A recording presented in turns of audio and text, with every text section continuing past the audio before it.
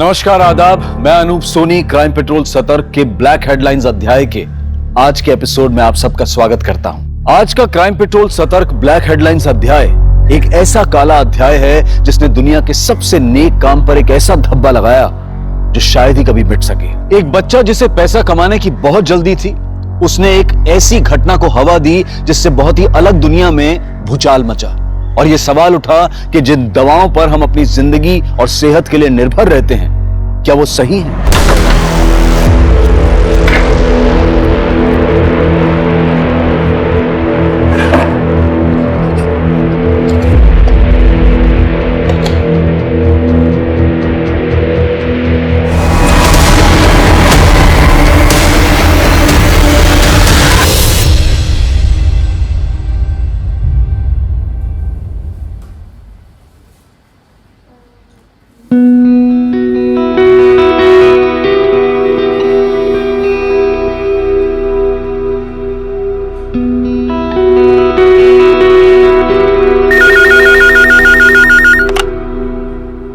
Yes sir.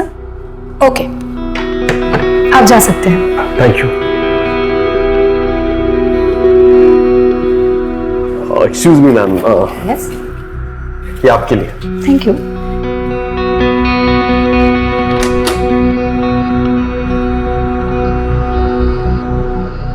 Hello sir. Sir, इस बार वो multivitamin प्रेस्क्रिप्शंस का टारगेट पूरा नहीं हुआ सर। मैंने ये क्या हो गया? बहुत आवाज कर रहा है, कल तक उठ था। नया लग जाएगा ना सर, आप टेंशन मत लो। और इस बार कंपनी सिर्फ आपके लिए कुछ स्पेशल बेनिफिट्स भी दे रही है। आप बस मेरी मदद करना, कंपनी आपको खुश रखेगी। मैं आपको समझाता हूं।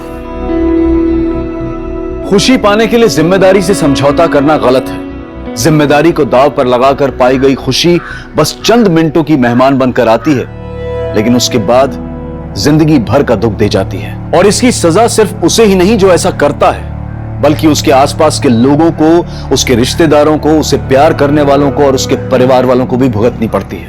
रोज तुम एक ही बात पे बहस करती हो। तुम मेरी बात क्यों नहीं मानते? आप कुछ भी बोलती रहती हो। तुम्हें बोल दे, नहीं तो नहीं। नहीं, मुझे तुम क्या चाहती, क्या तुम? क्या गिद्ध जैसा लड़का पैदा किया आपने? मुझसे और बर्दाश्त नहीं होता। नेहा, इसे समझा, इतनी गर्मी अच्छी नहीं है।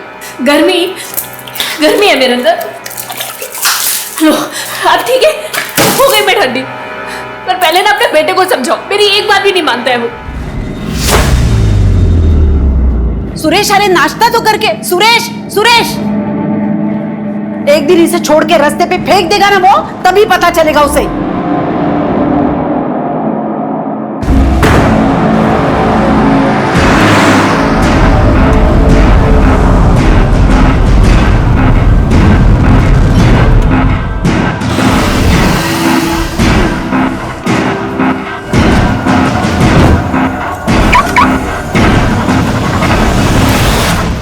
वकील साहब, अगली हियरिंग की कुछ अपडेट्स हैं आपके पास?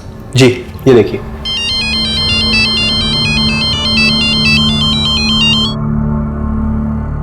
अच्छा, मुझे लगता है हमें वो दूसरा पॉइंट सामने रखना चाहिए ताकि हमारा केस और स्ट्रांग हो जाए और हमारे जीतने के चांसेस बढ़ जाएं। आप टेंशन मत लीजिए, वो हम लोग मैनेज कर लेंगे। क्यों सुरेश, थोड़ा टाइम बाय करते हैं? हाँ, मुझे लगता है कि नेक्स्ट डेट अगर इसी महीने की हो तो हमारे लिए बेहतर रहेगा। देखिए, हम वो ट्राई करेंगे कि हम इसी महीने। सर चाय। हटा यार।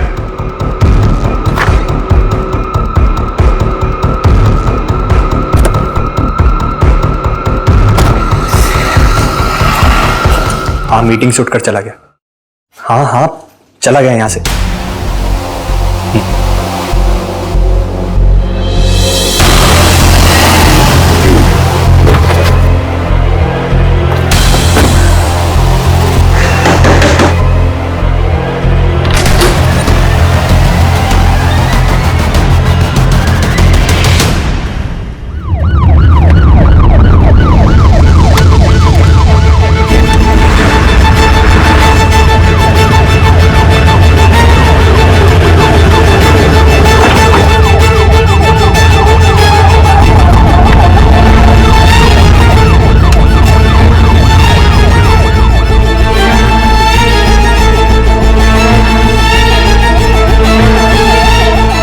लगता है ये गाड़ी काफी टाइम से यहीं खड़ी है।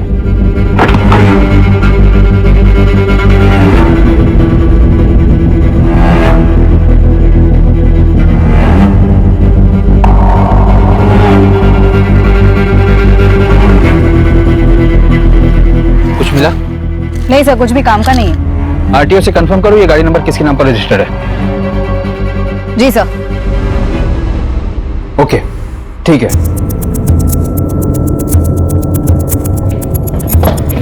सर, टीसा देवी जंगल के रास्ते में जो गाड़ी हमें मिली थी, वो गाड़ी किसी लॉयर सुरेश रेडकर के नाम पर रजिस्टर्ड है। उसका फोन भी स्विच ऑफ है। एनी मिसिंग कंप्लेंट या गाड़ी चोरी की कंप्लेंट? नहीं सर। तो पता लगाओ वकील साहब की गाड़ी जंगल में क्या कर रही थी।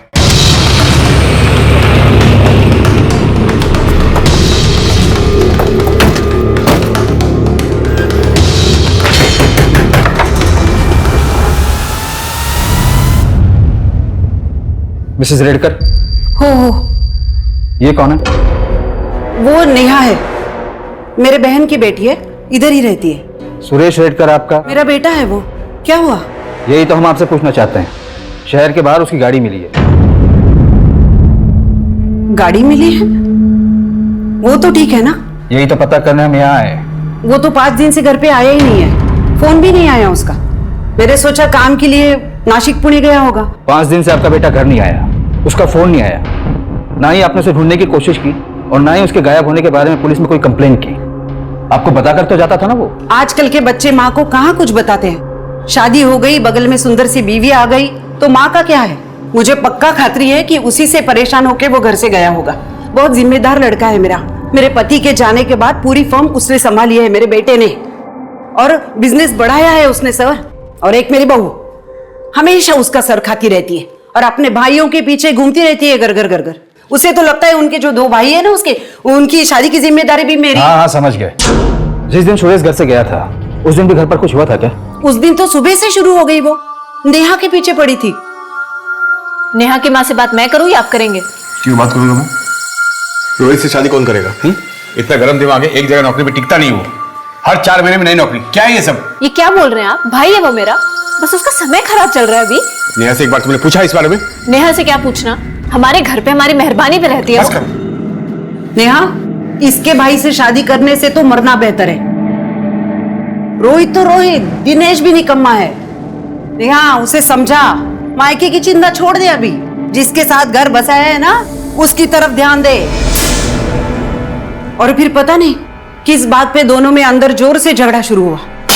तुम क्या चाहती क्या? तुम क्या गिद्ध जैसा लड़का पैदा किया आपने? आपकी बहू, क्या नाम है उनका? निकिता। हम उनसे भी बात करना चाहते हैं। लगता है घर पर नहीं है वो। 3 दिन से मायके में जाके बैठी है वो। इन 5 दिनों में आपको कोई फिरौती का कॉल आया था? फिरौती का कॉल? नहीं, मुझे तो नहीं आया था। आपको गुमशुदा की कंप्लेन लिखवानी है? हाँ, जरूर लिखवानी है। जिस दिन गायब हुए थे उस दिन क्या कपड़े पहने थे सुरेश ने? वो तो हमेशा, मतलब ऑफिस जाते वक्त जो पहनता है वही।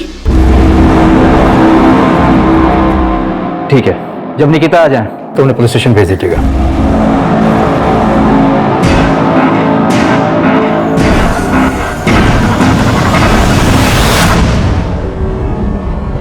सर, ये सुरेश की फोटो।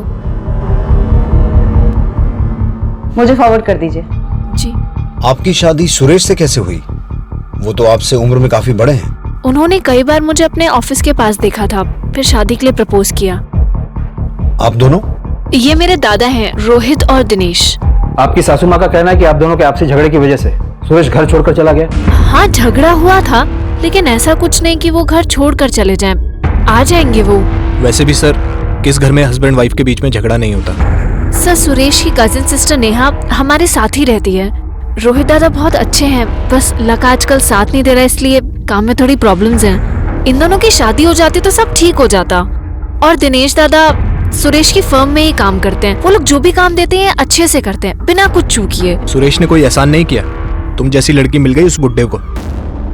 आपकी सास ने बताया कि बेडरूम में जाने के बाद झगड़ा और बढ़ गया था। सर, वो मेरा पर्सनल मैटर। आपके पति 5 दिन से गायब हैं। उनकी गाड़ी जंगल में मिली है, तो अभी आपका पर्सनल मैटर नहीं है, एक मिसिंग पर्सन केस है। मैडम, पर ऐसा कुछ भी नहीं हुआ था कि वो मुझे या घर छोड़कर चले जाएं। आ जाएंगे वो। आपको कोई फोन आया? आई मीन फिरौती का? नहीं, मुझे तो नहीं आया, पर अगर मम्मी जी को आया हो तो मुझे पता नहीं। सुरेश किसी बात से परेशान थे या कोई टेंशन थी? हाँ सर, वो अभिजीत नायक, उनके बिजनेस पार्टनर। हाँ, मीटिंग से उठकर चला गया। हाँ चला गया यहाँ से। ठीक है, आप लोग जा सकते हैं। हम मिसिंग कंप्लेंट के आधार पर अपनी इन्वेस्टिगेशन शुरू करते हैं। ठीक है सर, थैंक यू सर। 5 दिन हो गए हैं घर का आदमी गायब हो जाता है और घर की औरतों को कोई फर्क नहीं पड़ता है। सर, फॉरेंसिक रिपोर्ट के मुताबिक गाड़ी में कोई मारपीट और खून के निशान भी नहीं मिले। गाड़ी डैमेज होने और ब्रेक लगने के भी कोई निशान नहीं है। गाड़ी वहां पर बहुत आराम से पार्क की गई थी।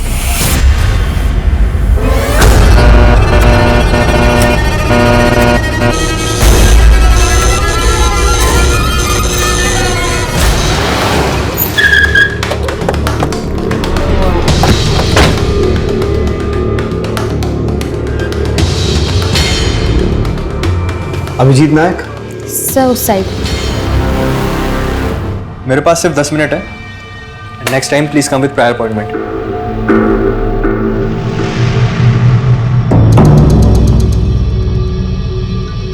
मुझे नहीं पता सुरेश कहाँ है।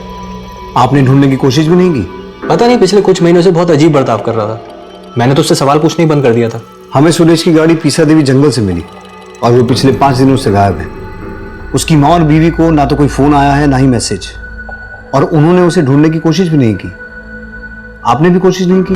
तो आप भी कोशिश मत करो। जब कंप्लेन नहीं दी है तो केस ही नहीं बनता है ना। सुरेश की माँ और बीवी ने कंप्लेंट की है, और आप हमें हमारा काम मत सिखाइए, वरना हम आपको आपका काम सिखाना शुरू करेंगे।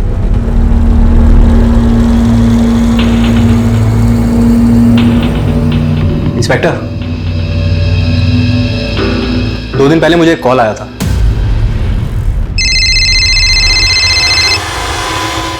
एडवोकेट अभिजीत नायक।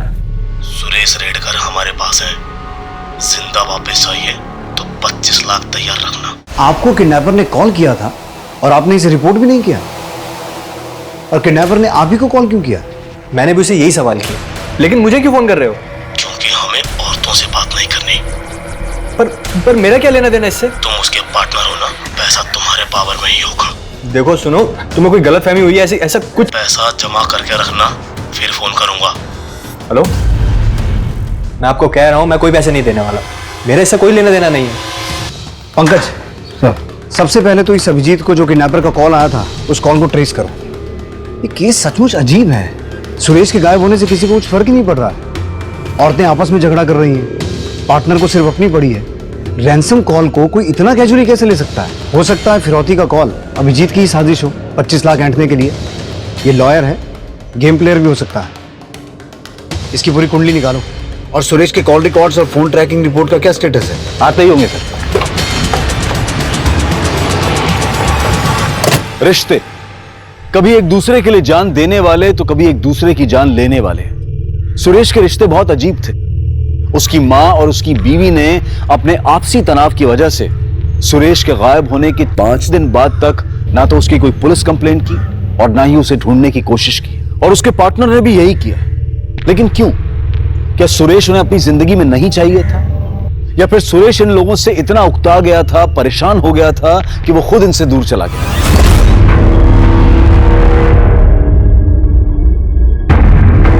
सर, तो आज टाइम है आपके पास? सर एक बात है जो उस दिन मैं आपको बताना भूल गया था। एक और बात? जी, एक और बात। एक और कॉल? जी नहीं। देखो दिनेश, मैं ये सब नहीं कर सकता, लेकिन ये पेपर चाहिए किसको? सर निकिता को चाहिए। और किसको? निकिता को डिवोर्स पेपर चाहिए? पर क्यों? सर डिवोर्स देना चाहती है इसलिए, और उसने कहा है कि इस बात की खबर जीजा जी को नहीं लगनी चाहिए। निकिता ने डिवोर्स पेपर्स मांगे थे? यस, निकिता और उसकी फैमिली सब मिले हुए हैं। डिवोर्स नहीं दिया तो ऐसे पैसे निकाल रहे हैं। ये इंफॉर्मेशन फॉल्स ना निकले वकील साहब। लेकिन सर, निकिता ने हमें डिवोर्स के बारे में कुछ नहीं बताया। क्या सुरेश की माँ को इस बारे में पता है? बात यहाँ तक आ गई और मुझे पता भी नहीं चला। मेरे बेटे को कुछ हो तो नहीं जाएगा ना? मैं अभिजीत को बार बार फोन कर रही हूँ तो वो बोल रहा है कि कोई कॉल आया ही नहीं। वहाँ ऑफिस में कांस्टेबल पोस्टेड है, जैसे ही कोई कॉल आएगा हम आपको बता देंगे।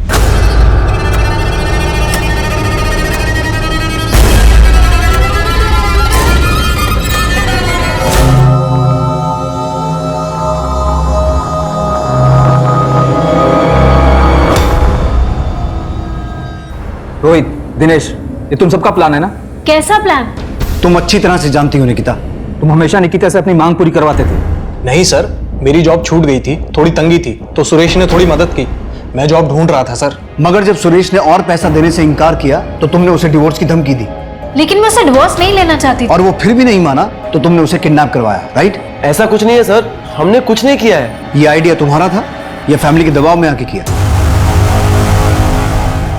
ये सब तेरी गलती है। भैया अभी इसे बोल के क्या फायदा, आगे का सोचो।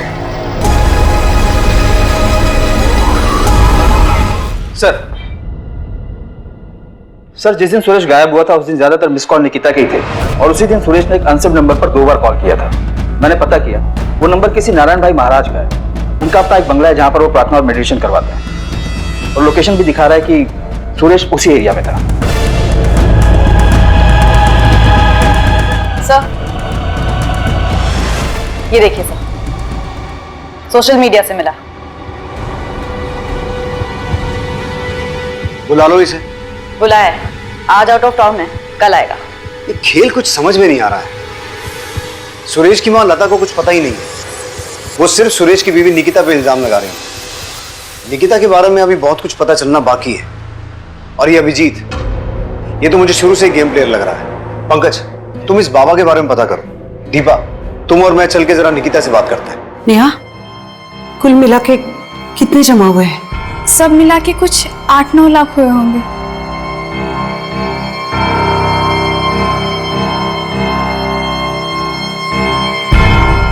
देखिए, हम पूरी कोशिश करेंगे कि अगली डेट पर पूरा केस खत्म हो जाए।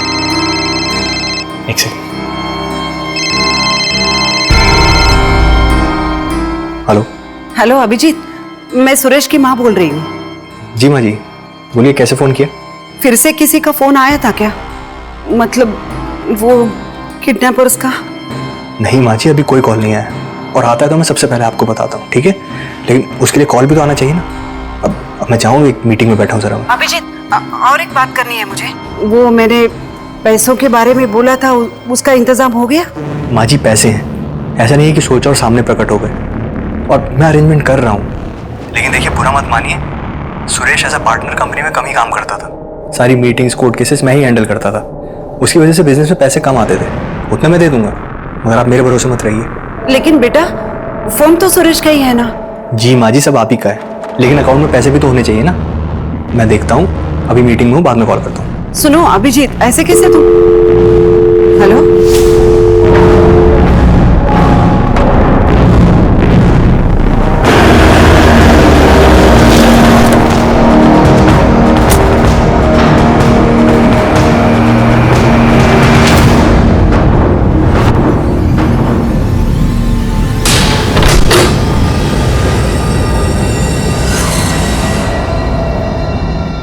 महाराज, नारायण जी, ये सुरेश रेडकर है, पिछले 5 दिनों से गायब है। आप जानते हैं इसे? जी हाँ, जानते हैं इसे। अक्सर हमारे यहाँ आता था, 5 दिन पहले भी आया था। क्या करता था यहाँ आकर? अस्वस्थ था, छटपटा रहा था, दिमाग में उथल पुथल, दिल में हलचल। क्यों, ऐसा क्या हुआ था? एक समस्या का समाधान चाहता था। बार बार पूछता था कि रिश्ते निभाने के लिए अगर कोई गलत काम किया तो उससे पाप लगता है क्या? मतलब?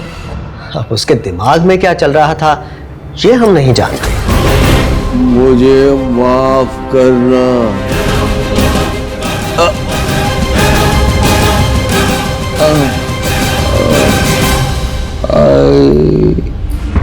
आप नारायण भाई महाराज को जानती हैं? जी नहीं। आपका पति तो बार बार उनसे पूछता था कि रिश्ता निभाने के लिए अगर कुछ गलत किया तो उससे पाप लगता है या नहीं। इसका क्या मतलब है, कुछ समझा सकती हैं आप? मुझे नहीं पता। सबसे ज्यादा रिश्ता तो आपके परिवार से निभाने की कोशिश कर रहा था वो। क्यों? इसके बारे में तो मालूम होगा तुम्हें। हमारे बीच ऐसा कुछ नहीं था, हम बस थोड़े टाइम के लिए साथ थे। लेकिन इसे देखकर ऐसा लग तो नहीं रहा। पुराना प्यार फिर लौट आया, सुरेश बीच में आ रहा था, इसलिए उसे रास्ते से हटाने के लिए किडनैपिंग का प्लान बनाया। ये क्या बोल रहे हैं आप? हमारे बीच अब ऐसा कुछ भी नहीं है, और मेरे और सुरेश के बीच भी अब रिश्ते बेहतर हो रहे थे।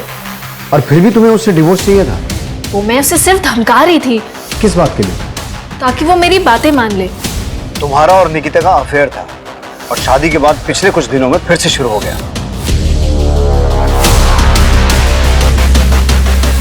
तुमने सोचा इस सब को ठीक करने का एक ही रास्ता है, सुरेश को रास्ते से हटाना। पहले एविडेंस लेकर आओ और फिर मैं मेरा जवाब दूंगा। यहाँ कोर्ट के बाहर नहीं, कोर्ट के अंदर। मैं निकिता से मिलता हूँ, लेकिन मेरी भी अब शादी हो चुकी है। And my wife is beautiful then Nikita. देखो अभिजीत, बस मेरे लिए ये काम कर दो, उसके बाद मैं तुमसे और कोई काम नहीं बोलूंगी। निकिता, इस फर्म में ऐसे टेढ़े काम नहीं हो सकते। और वैसे भी ये फर्म तुम्हारे महान ससुर और पति के आदर्शों पर चलता है, मेरे नहीं। अभिजीत, तुम इतना नहीं कर सकते मेरे लिए?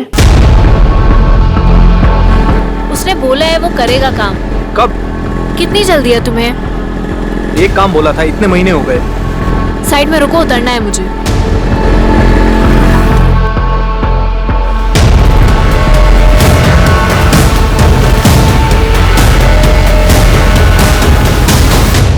मैडम, अगर किडनैपर्स का फोन आता है तो मैं आपको खबर कर दूंगा, मगर आप इस तरह मेरे ऑफिस में आकर मत बैठा करें। क्लाइंट के सामने अच्छा नहीं लगता है। आप सुन भी रही हैं मैं आपसे क्या कह रहा हूं? अभिजीत के पास भी मोटिव तो है, ऑफिस, पार्टनर की बीवी। बस सुरेश को रास्ते से हटाओ, सब कुछ अपना। और रैंसम का एक ही कॉल आया, वो भी उसी को। जो नंबर से कॉल किया गया वो फर्जी डॉक्यूमेंट देकर लिया गया था। सर, जिस एरिया से सुरेश की गाड़ी मिली थी और उसका फोन बंद हुआ था वो वल्लभ नगर एरिया में आता है। उसके आसपास की सारी सीसीटीवी फुटेज चेक की। वहाँ एक पेट्रोल पंप के बाहर एक बस स्टॉप है जहाँ ये आदमी दिखा। कौन है ये? सर, ये सुरेश की गाड़ी में बैठा था और इसके बैठने के चंद मिनटों बाद ही सुरेश का फोन बंद हुआ। इसकी फोटो सर्कुलेट करवाओ और उस एरिया में इसके बारे में पूछताछ करो। जी सर। सर,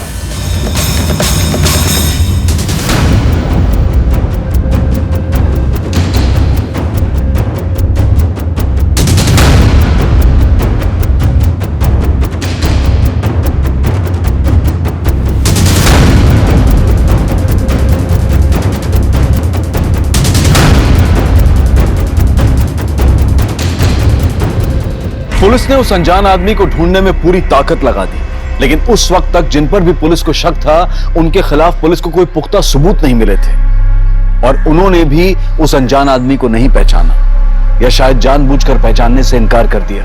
पुलिस को कोई रास्ता नजर नहीं आ रहा था और 3 दिन बाद ही पुलिस के हाथ एक ऐसा सुराग लगा जिसने इस केस को अचानक एक पेचीदा रुख दे दिया। घर से झगड़कर निकला सुरेश काफी दिनों से गायब है। किसी को पता नहीं चल पा रहा था कि सुरेश को आसमान खा गया या जमीन निकल गई।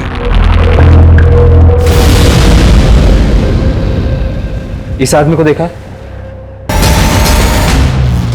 ये आपके लिए। Thank you. कंपनी आपको खुश रखेगी। ये तो मेडिकल रिप्रेजेंटेटिव है, यहाँ आता रहता है। Medical representative? जी सर, यश नाम है उसका वही वर्किंग एरिया जहां पर उसने सुरेश से लिफ्ट ली थी। हाँ सर, मैंने इनसे लिफ्ट ली थी, आदर्श नगर से तुकई नगर। ये आदमी उसी दिन से गायब है, किडनैप किया गया है। सुरेश नाम है इसका। वैसे तुम कहाँ रहते हो? तुकई नगर। तो फिर आदर्श नगर कैसे जाना हुआ? सर एक्चुअली मैं एक MR हूँ और डॉक्टर के पास उसी सिलसिले में एक मीटिंग थी, इसलिए मैं आदर्श नगर गया था। आप चाहे तो डॉक्टर सालगांवकर से पूछ सकते हैं, उनका वहीं पर एक क्लिनिक है। और वापस आते वक्त मैंने काफी टाइम बस के लिए वेट किया, लेकिन बस आई नहीं, इसलिए मैंने इनसे लिफ्ट ली।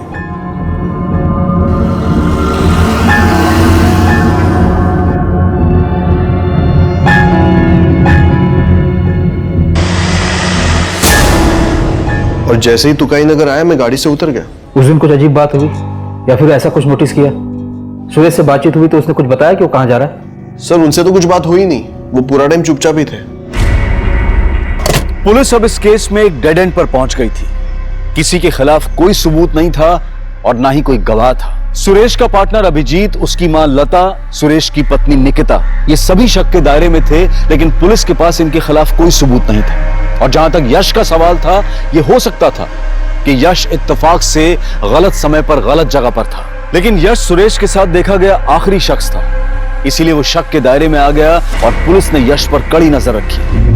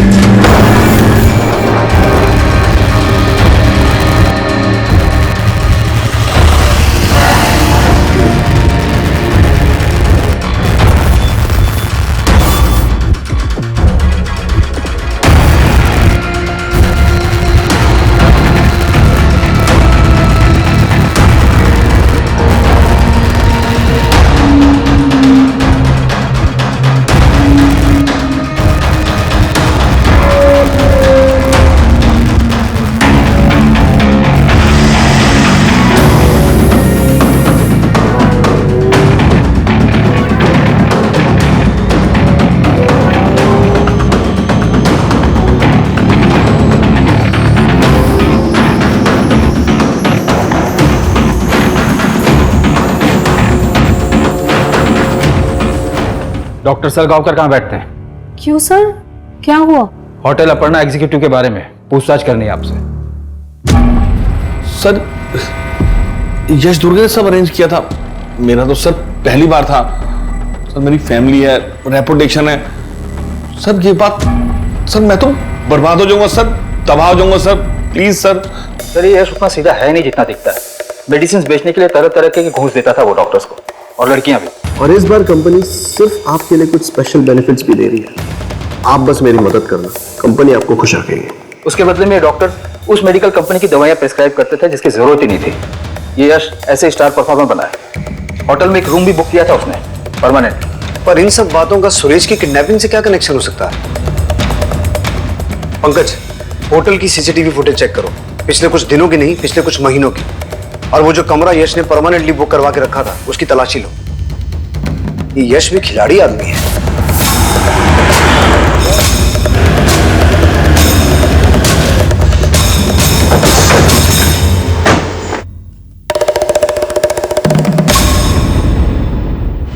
ये लड़का यहाँ आता था?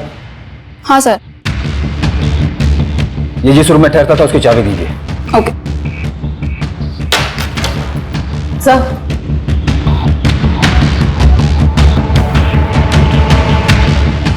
ये सीसीटीवी काम करता है? हाँ सर। इसकी फुटेज चाहिए हमें।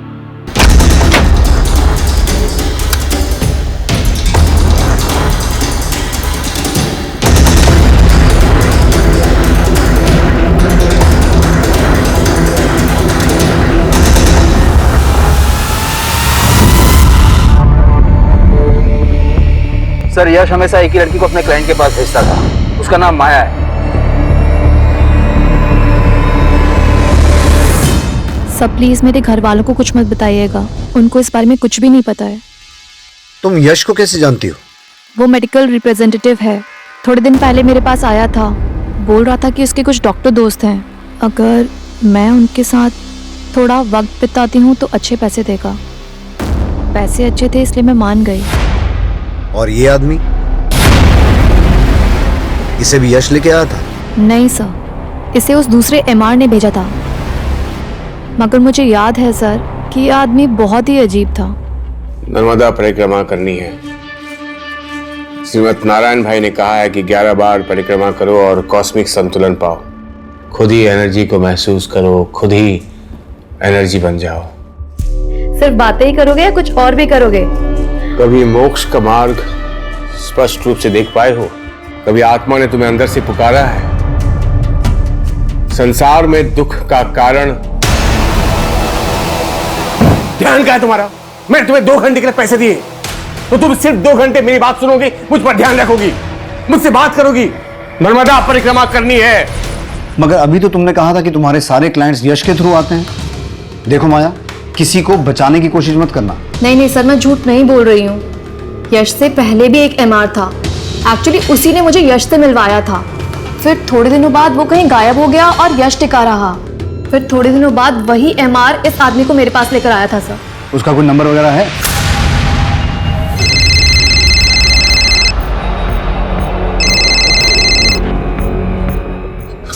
अच्छा ये बताओ, ये मोबाइल कहाँ से उठाया तुमने? चोरी की क्या? साहब मैंने चोरी नहीं की, मैं सच बोल रहा हूँ। मैंने वो खुद के पैसों से खरीदा है। फिर तुम्हारे पास इतने पैसे कहाँ से आए? सर एक आदमी था, वो मुझसे पेट्रोल खरीदवाता था। साहब वो मुझे पैसे देता था, 2 लीटर पेट्रोल के 1000 रुपए देता था। वो हर बारी वो पेट्रोल से कुछ सामान जलाता था। वो हमारी बस्ती के पास वाला जंगल है ना, वो वहीं पे जलाता रहा साहब। पिछले 2 हफ्तों से मुझे पैसे दे रहा है, और ये मोबाइल भी मैंने उसी पैसों से खरीदा है। क्या वो जगह दिखा सकते हो?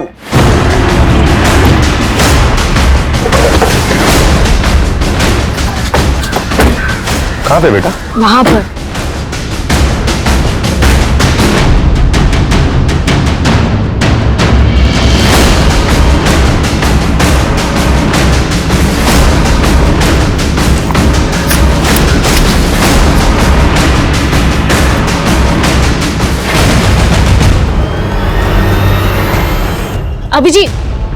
अभिजीत, तुम्हें इतने कॉल्स कर रही हूँ, इतने मैसेजेस कर रही हूँ, एक का भी रिप्लाई नहीं। तुम जो बोल रही हो वो नहीं हो सकता। मुझे इन सबसे दूर रखो प्लीज। पर अब प्रॉब्लम क्या है? प्रॉब्लम ये है कि मुझे नहीं करना ये सब कुछ। पर तुम तो मान गए थे ना, अब क्या अचानक से? मेरा मन बदल गया है, मुझे वो सब नहीं करना है। प्लीज तुम हटो यहाँ से, हट जाओ यहाँ से। अभिजीत मेरी बात नहीं सुननी मुझे। अभिजीत, अभिजीत! वो आदमी दिखते कैसे था, बता सकते हो? कितनी बार मिले हो तुम उससे? 10-12 बार। आयुष, उसका स्केच बनाने में तुम्हें हमारी मदद करनी पड़ेगी।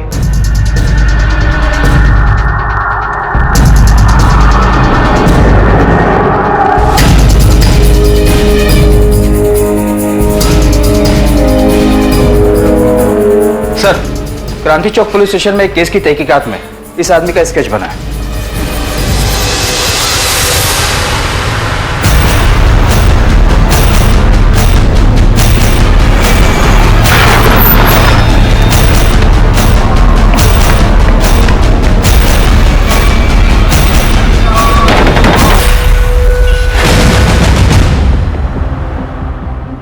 सिर्फ आपके लिए कुछ स्पेशल बेनिफिट्स भी दे रही है। आप बस मेरी मदद करना, कंपनी आपको खुश रखेगी। सर एक्चुअली मैं एक एमआर हूँ। कहाँ ले जा रहे हो मुझे बताइए तो सही, मैंने किया क्या है? तू जिस लड़के से पेट्रोल खरीदता था ना, उसने तेरा भांडा फोड़ दिया। अब बाकी का किस्सा पुलिस स्टेशन में बता। अरे ऐसा कुछ नहीं, मैंने कुछ नहीं किया सर। सर बताता हूँ। मेरे चाचा की एक जमीन है, चचेरे भाई यूरोप में है और बहन दिल्ली में है ससुराल। अगर ये जमीन बेची तो मालामाल हो सकता है, लेकिन वकील मान नहीं रहा है। क्यों?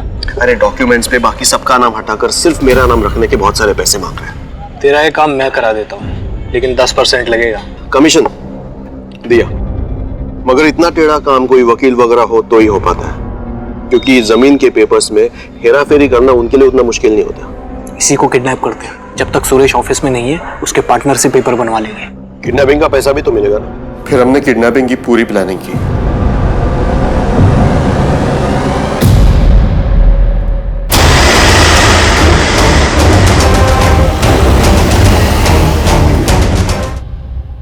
ये मैंने अकेले नहीं किया। कौन था तेरे साथ? सारा प्लान तो उसी का था।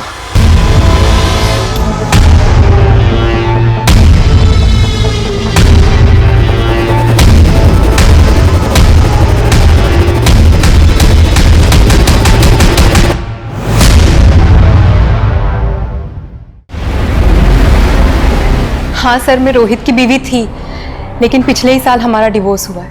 अब मेरा रोहित और उसकी फैमिली से कोई लेना देना नहीं है सर। ऐसा क्या हुआ था? बताने में भी शर्म आती है। रोहित आज अचानक होटल में लाने का। अच्छा सुनो, तुम यहाँ 2 मिनट आराम से बैठो, मैं रिसेप्शन से होके आता हूँ, ठीक है? हाँ लेकिन तुम बताओ।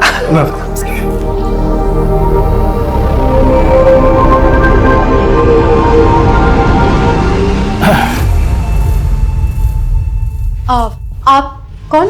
अरे आप तो यूं ही शर्मा रही हैं। आप नजदीक मत आओ। अरे आप तो खामखा घबराती। क्या बदतमीजी है? रोहित! रोहित! रोहित! अरे रोहित, तुमने इसे बताया नहीं क्या? मेरा टाइम क्यों बर्बाद किया? आप मुझे 2 मिनट दीजिए, मैं इसे समझाता हूँ सर। रोहित, देखो मेरी बात ध्यान से सुनो शिल्पा, ये बहुत बड़े डॉक्टर हैं, मेरा सारा काम कर देंगे। बस तुम्हें इनके साथ थोड़ा सा वक्त गुजारना होगा।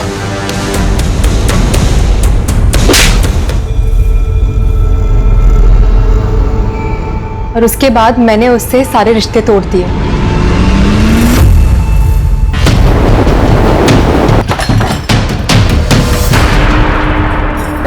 सर चल। अरे मेरे भाई, सर मैंने कुछ कहाँ ले जा रहे हैं? चल। सर बताता हूँ। मैं और रोहित एक ही कंपनी में मेडिकल रिप्रेजेंटेटिव थे। एक टारगेट अचीव हुआ तो सामने दूसरा लाकर रख देते हैं। इन लोगों का ये नाटक खत्म ही नहीं होता। सच बोल रहा हूँ यार, ये टेंशन अब झेला नहीं जाता। जॉब है तो टेंशन है, नहीं है तो डबल टेंशन है। मेरे पास तो बिल्कुल पैसे नहीं है। निकिता के ससुराल से जो आता है उससे महीने का खर्च चलता है, लेकिन सुरेश और उसकी माँ दोनों बहुत खड़ूस हैं। ऊपर से डिवोर्स में बीवी को पैसे देने पड़ते हैं। कैसे जीऊंगा यार? मुझे पैसे चाहिए किसी भी हालात में। तेरी बीवी ने तुझसे डिवोर्स मांगा और सुरेश के पिता ने डिवोर्स दिलवाने में तेरी बीवी की मदद की। ये बात तेरे दिमाग में बैठ गई। तू मौका ढूंढ रहा था और इसी वजह से तूने सुरेश को अगवा किया। सर हम दोनों बहुत बड़ी प्रॉब्लम में थे। हम दोनों को पैसे की सख्त जरूरत थी। और मेरी तो जॉब भी नहीं थी सर। मेरा रिकॉर्ड खराब होने की वजह से कहीं लग भी नहीं रही थी। तो मैंने और यश ये सोचा कि आसानी से पैसा कैसे कमाया जाए। मेरे चाचा की एक जमीन है, चचेरे भाई यूरोप में है और बहन दिल्ली में है ससुराल में। तो अगर ये जमीन बेची तो मालामाल हो सकते हैं, लेकिन वकील मान नहीं रहा है। क्यों? अरे डॉक्यूमेंट्स पे बाकी सबका नाम हटाकर सिर्फ मेरा नाम रखने के बहुत सारे पैसे मांग रहे हैं और उतने पैसे है नहीं मेरे पास। तेरा ये काम मैं करा देता हूँ, लेकिन 10% लगेगा। कमीशन दिया, मगर इतना टेढ़ा काम कोई वकील वगैरह हो तो ही हो पाता है, क्योंकि जमीन के पेपर्स में हेराफेरी करना उनके लिए उतना मुश्किल नहीं होता। मैं जरूर कुछ कर सकता हूँ, बस ये डॉक्यूमेंट वाला काम हो जाने दे। अरे ये काम हो गया ना तो जिंदगी भर जॉब करने की भी जरूरत नहीं है। सर मुझे पता था सुरेश एक अच्छा वकील था, वो हमारी मदद जरूर करता। रोहित, ये फ्रॉड है। मैं और मेरी फर्म ऐसे काम नहीं करते। दूसरे की प्रॉपर्टी हड़पना चाहते हो तुम? शर्म नहीं आती तुम्हें? नहीं, तुम्हारी करतूतें मैंने निकिता को बता दी तो क्या सोचेगी? लेकिन सुरेश, हेलो हेलो, बस सुरेश को मना ले के पेपर्स तैयार कर दे। भाई के लिए इतना तो करेगी ना निकिता? हाँ ठीक है, मैं बात करके देखती हूँ। मैं तुम्हें 1000 बार कह चुका हूं ये सब फ्रॉड है। तुम्हारा भाई लालच में अंधा हो चुका है। मगर आप उसके लिए इतना कर देंगे तो इसमें आपको क्या नुकसान हो जाएगा? ऊपर से उसका भला हो जाएगा ना। तुम्हारा और तुम्हारा भाइयों का दिमाग ठिकाने में नहीं है। पागल हो गए तुम लोग। मैं ये काम हरगिज नहीं करूंगा, हरगिज नहीं। ठीक है, अगर आप इतना सा काम नहीं कर सकते ना मेरे लिए, तो एक काम करिए, मुझे डिवोर्स दे दीजिए।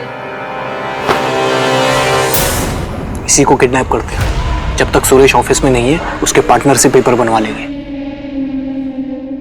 किडनैपिंग का पैसा भी तो मिलेगा ना? हाँ। कैसे करेंगे? हमने किडनैपिंग की पूरी प्लानिंग की और फिर निकिता, हाँ? जब तक सुरेश नहीं है तो अभिजीत से बात कर। वो पेपर्स तैयार हो जाएंगे तो यश मेरी जॉब ढूंढने में मदद करेगा। अभिजीत? हाँ, वो तुझे कभी ना नहीं कहेगा। लेकिन मैं भाई के लिए इतना तो कर ही सकती है ना निकिता, वरना मैं मर जाऊंगा। निकिता, जो तुम कह रहे हो मैं नहीं कर सकता वो। प्लीज ना अभिजीत। ये सब करके मेरा क्या फायदा? और सुरेश को पता चल गया तो और बखेड़ा खड़ा कर देगा। तुम जानती हो उसे, वो अभी भी सीनियर पार्टनर है मेरा। पर वो नहीं है ना अभी। लेकिन आ जाएगा ना। हमें फिरौती के पैसों की पूरी उम्मीद थी, मगर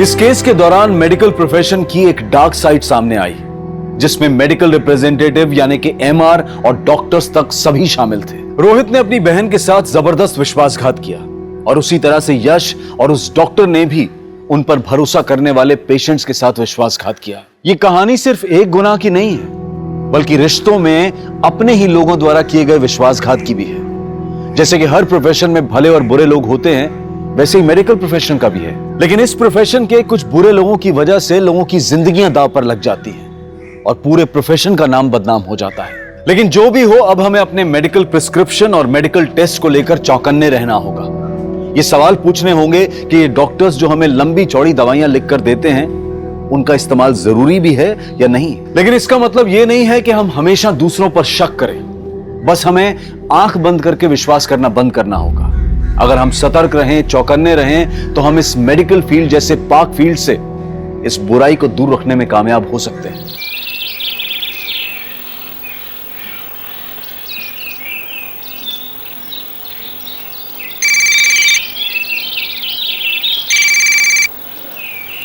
हेलो?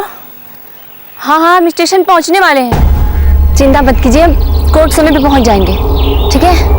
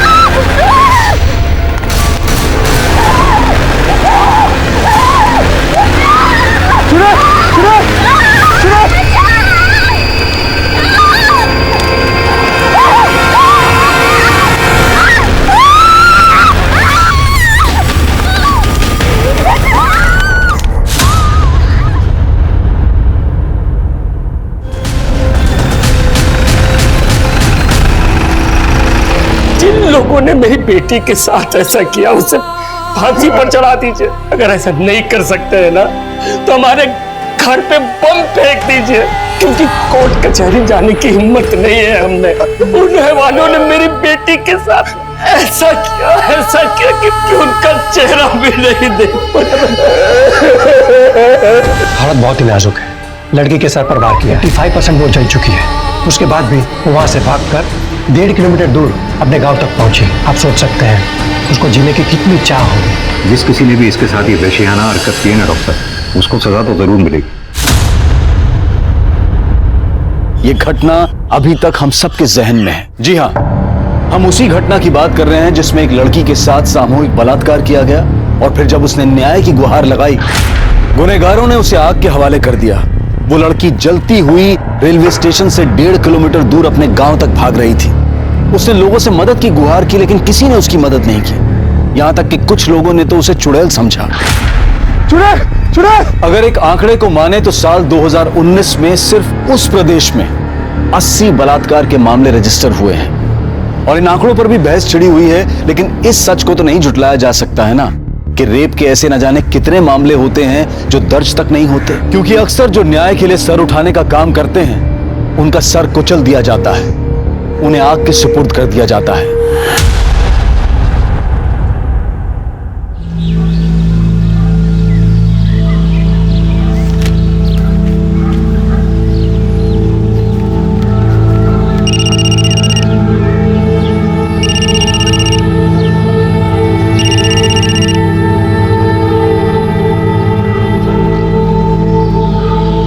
ऐसे काहे मुंह फुला के बैठी हो? लीजिए, कुछ खा लीजिए। नहीं, जब तक पापा हमारी बात नहीं मानेंगे हम कुछ नहीं खाएंगे। ऐसा का जिद है शहर जाने का? पढ़ेंगे, कुछ बनेंगे। अभी हमारी लाइफ ठीक है, लेकिन इसे और परफेक्ट बनाने के लिए हमें शहर जाके पढ़ना तो पड़ेगा ना। फूल दो सबको, हमारा माला कहाँ है यार? अरे लो भैया फूल, आज प्रधान जी का हैप्पी वाला बर्थडे है। जब आएंगे जम के फूल उड़ाना, जम के।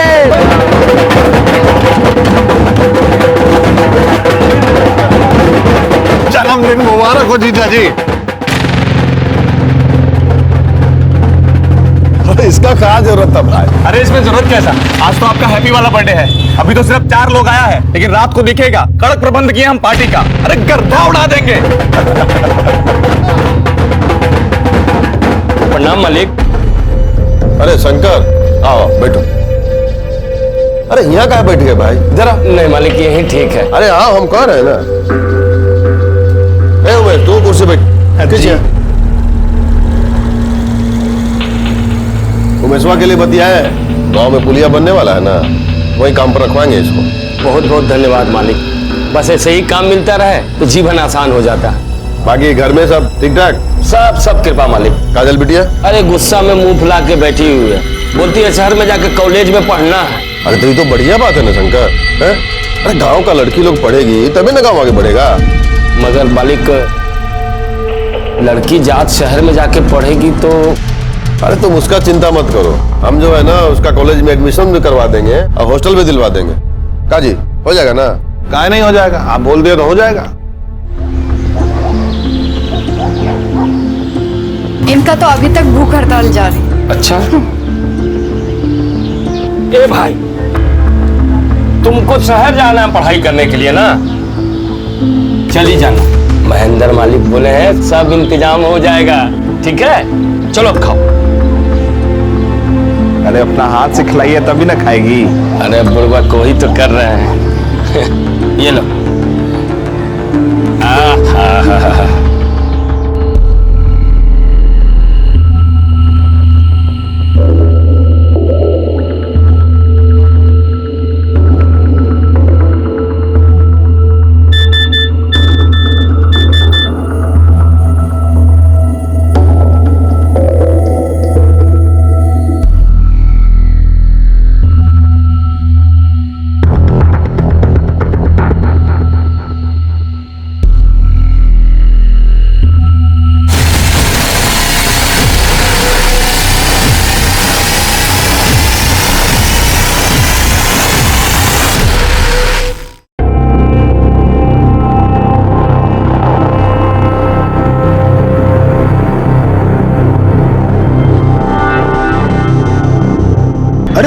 क्या कर रही हो?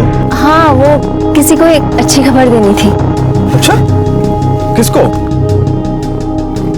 अपने बॉयफ्रेंड को। पता है, पापा हमें पढ़ाई करने के लिए शहर भेजने के लिए तैयार हो गए। अरे वाह, अरे तो बहुत अच्छी खबर है। फिर तो इस बात पर एक पप्पी बनती है ना? सोचना भी मत, वर्जिन है हम। अरे तो हम पप्पी ले रहे हैं, इसमें वर्जिन से क्या मतलब है? शादी से पहले दिल्ली बहुत दूर है तुम्हारे लिए, समझे? शादी में तो अभी बहुत देर है और हम तो अभी बच्चे हैं यार। चलो ना घर घर खेलते हैं, आओ ना। सोचना भी मत।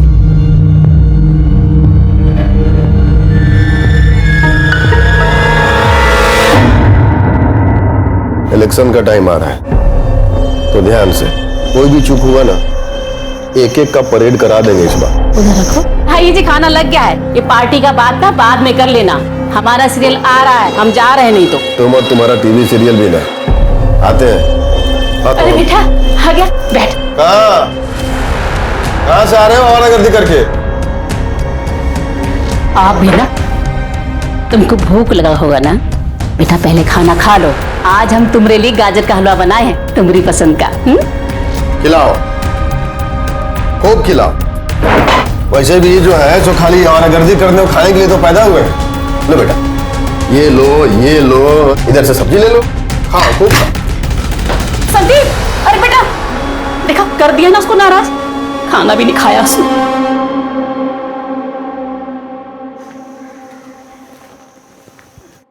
माल तो है। क्या बकवास कर रहे हो बे? क्या बकवास कर रहे हैं? हम बकवास कर रहे हैं? अरे हम नहीं जानते कि कब से बगुला की तरह ध्यान लगाए बैठे हो। गाड़ी आगे बढ़ी कि नहीं, कुछ किए कि नहीं इसके साथ? टच भी नहीं करने देती है। टच से आगे बढ़ो। ऐसा रहा ना तो टूट गया तुम्हारा ब्रह्मचारी। ऐसा करो, इसको हनीमून पर ले जाओ और हमारी मानो तो उसको भगा कर ले जाओ कहीं। नहीं, हम ऐसा नहीं कर सकते। हम तुम्हारे साथ नहीं भाग सकते हैं।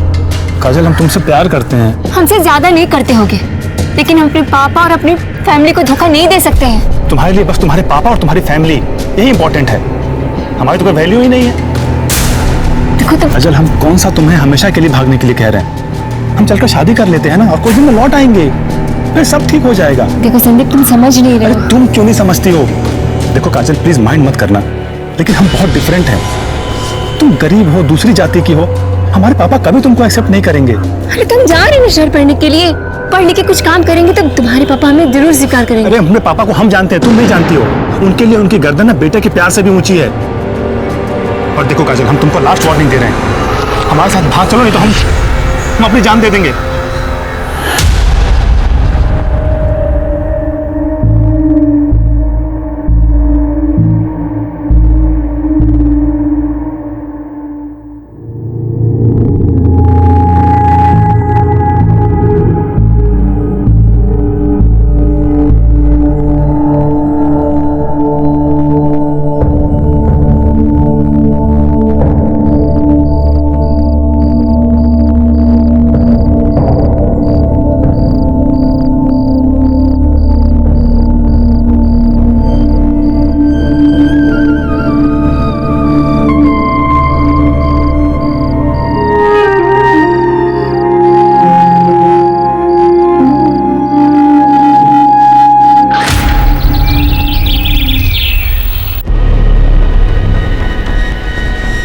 अरे कुछ बताओगे भी?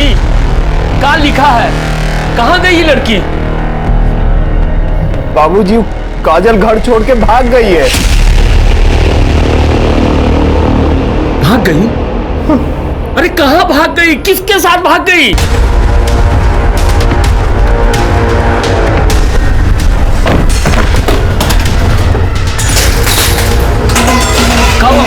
मालिक, हमारा सामने बैठने का औकात नहीं है और हमारा समझी बनने का सपना देख रहे हो? क्या बात कर रहे हो? साले एक-एक को काट के ना पूरा घर को संसार में हमारा बेटा को। यहां तक कि कहानी किसी फिल्म की कहानी की तरह थी। लड़की को लड़के से प्यार हो गया, दुनिया वालों के डर से वो लड़के के साथ घर छोड़कर भाग गई। बस फर्क सिर्फ इतना था कि काजल को यह नहीं पता था कि संदीप के दिल में क्या चल रहा है।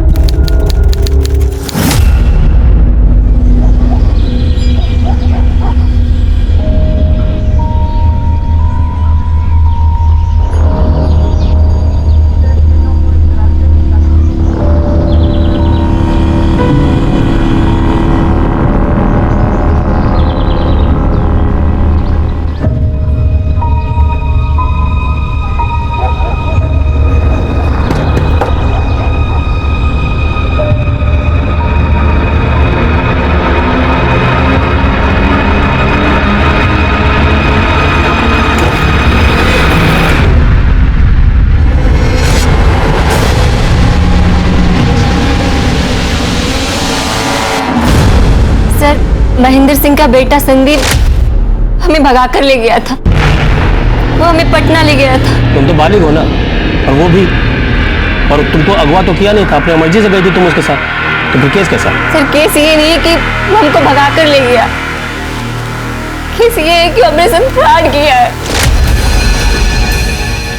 काजल, ये देखो कोर्ट का पेपर है, देखो इस पर हमने साइन कर दिया, तुम भी फटाफट साइन कर दो। अरे लेकिन हमारी शादी तो कोर्ट में होने वाली थी ना। अरे हम देखो वकील से बात कर लिए हैं, कोर्ट में जाके करो चाहे यहाँ करो, एक ही बात है। और तुम क्या चाहते हो कि हम दोनों कोर्ट जाएं और बाबूजी के आदमी हमको वहीं धर लें?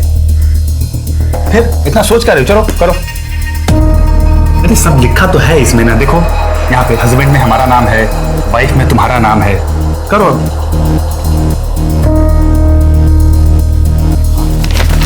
देखिए यहाँ पे। अरे एक मिनट, क्या करें, छोड़ो छोड़ो।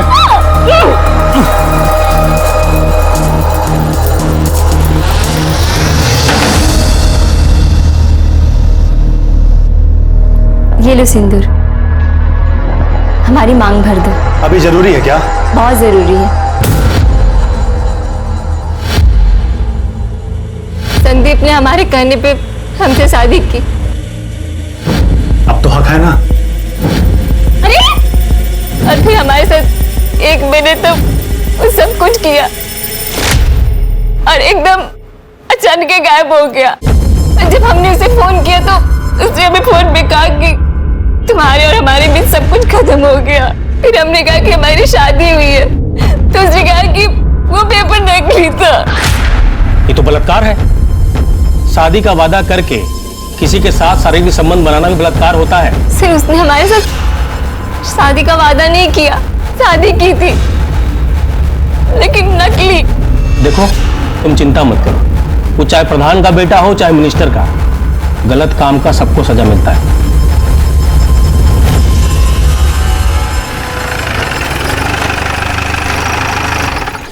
नमस्कार प्रधान जी।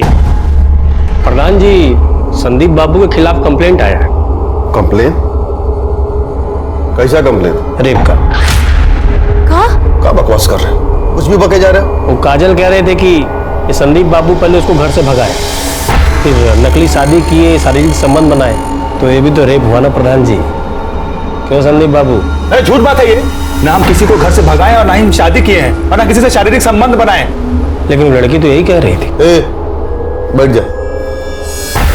सबसे पहले उसने हमारे बेटे को फंसाया, फिर इसको अपने साथ भागने के लिए उकसाया। ये तो भागने ही वाले थे, वो तो अच्छा हुआ हमारा नींद खुल गया।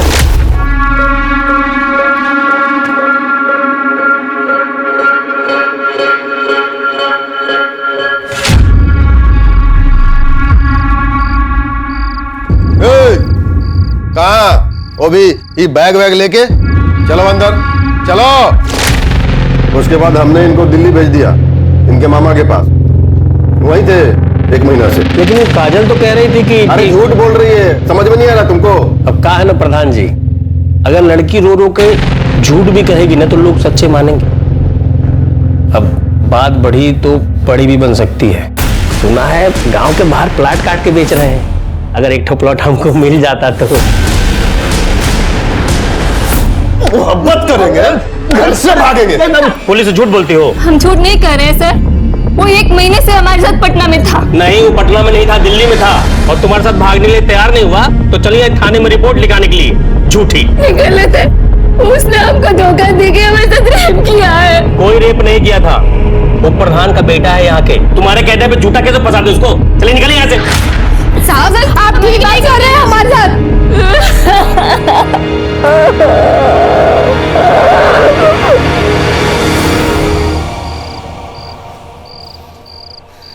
हमने कभी सोचा भी नहीं था कि काजल हमारे साथ ऐसा करेगी। आज उसकी वजह से सबके सामने पापा ने हमको चप्पल से मारा है। ये तुम्हें झूठ मूठ का काहे फंसा रही है? अरे ये तो हमको भी नहीं पता चल रहा है, हमको लगा वो हमसे प्यार करती है। आते हैं।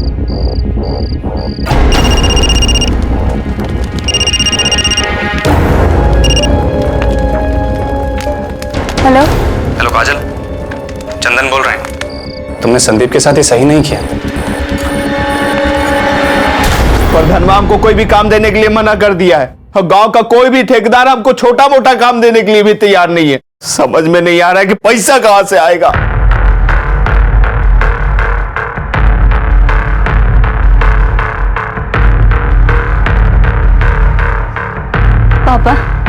जानते हैं कि हमारी वजह से आपका सर झुका है, लेकिन जो भी हुआ है ना वो सब ठीक करें। जो भी गलत हुआ है वो सब सही करेंगे।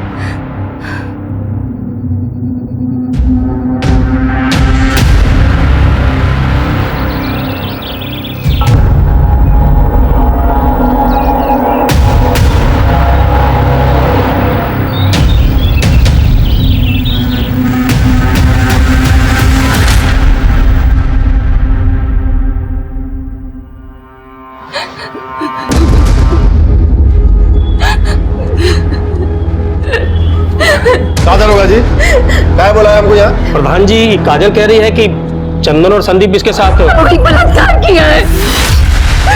कल चंदन का फोन आया था। तुमने संदीप के साथ ये सही नहीं किया। जानती हो कितना परेशान है वो, और तुम्हें क्या लगता है उसने अपनी मर्जी से तुम्हें छोड़ा है? वो तो मौसा जी ने चप्पल से मारा था उसको, मना किया था तुमसे मिलने के लिए, इसलिए संदीप ने मना किया। और तुम तो संदीप के पीछे ही पड़ गई यार। देखो, मेरा संदीप से बात हो गया है, तुम कल सुबह मंदिर आ जाओ, हाँ? और वहीं हम तुम दोनों का लगन करा देंगे। और एक बार भगवान के आगे शादी हो गई ना तो कोई कुछ नहीं कह पाएगा। सर ये झूठ बोल रही है। हम मानते हैं, हमने इसे फोन जरूर किया था पर। हेलो काजल, चंदन बोल रहे हैं। अरे तुमने संदीप के साथ ना सही नहीं किया। जानती हो कितना परेशान है वो, तुम किस बात का बदला ले रही हो यार उससे? सच्चा प्यार करता था वो तुमसे। क्या चाहिए तुम्हें? ये नाटक काहे कर रही हो यार? देखो, तुम्हें जो इल्जाम लगाना है लगा लो, लेकिन उसे झूठे रेप केस में फंसाओ मत। ये लोग झूठ बोल रहे हैं। इन लोगों ने हमसे मंदिर में शादी करने की बात की थी और फिर वहां बुला के। हे भगवान, तुम लोगों ने तो डरा ही दिया। ऐसा सलवार कुर्ता में शादी करोगी? ले लो, बदल लो मंदिर के पीछे।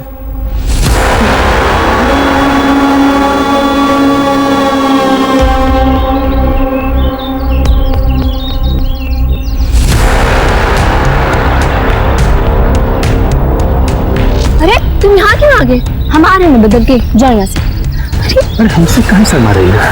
जाओ ना, हम आ रहे हैं। बोल रहे हैं। हम तुम्हारे पति हैं और हम आपके देवर। बाबूजी, हम सच कर रहे हैं, ये हमको फंसा रही है। दरोगा जी, हम मंदिर के पास गए नहीं थे, आप किसी दिन पूछ सकते हैं। शर्म आना चाहिए तुम लोगों को।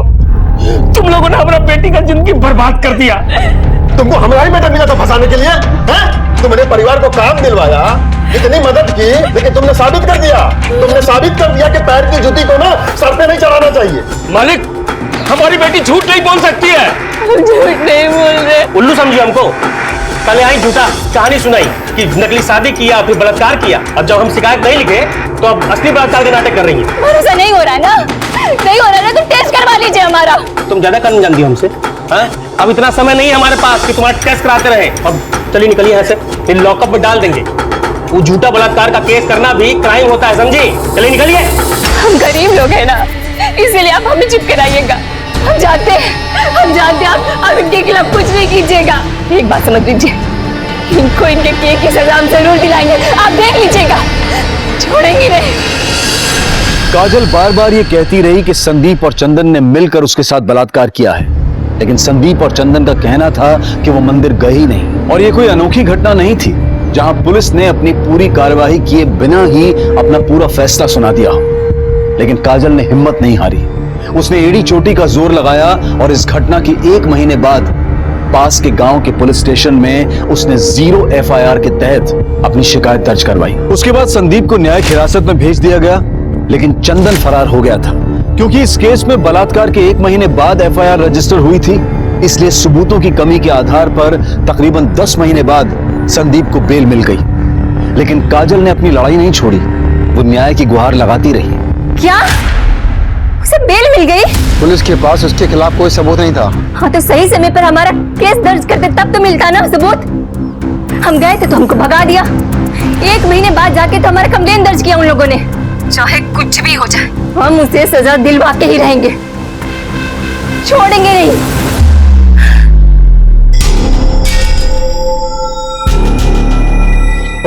बस करो, खत्म करो ये सब। हम अपनी बेइज्जती और नहीं करवा सकते।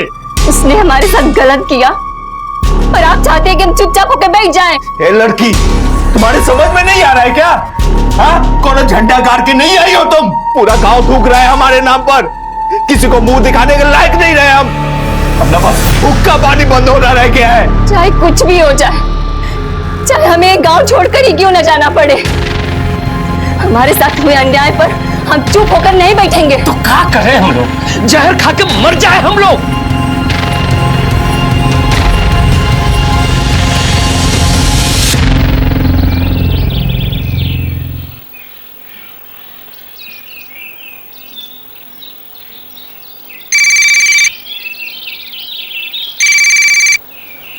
हेलो, हाँ हाँ हम स्टेशन पहुंचने वाले हैं। चिंता मत कीजिए, कोर्ट समय पे पहुंच जाएंगे। ठीक है?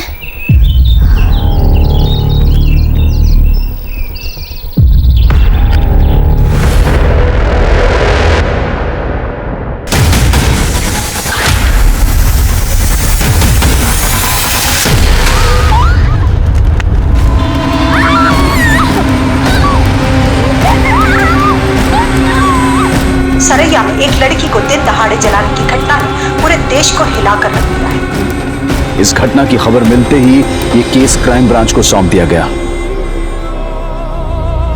हमारी बहन ने कहा कि वो जीना चाहती है। उसने हमसे कहा कि हम उसे बचा लें और ये कि उसके अपराधियों को सजा मिले।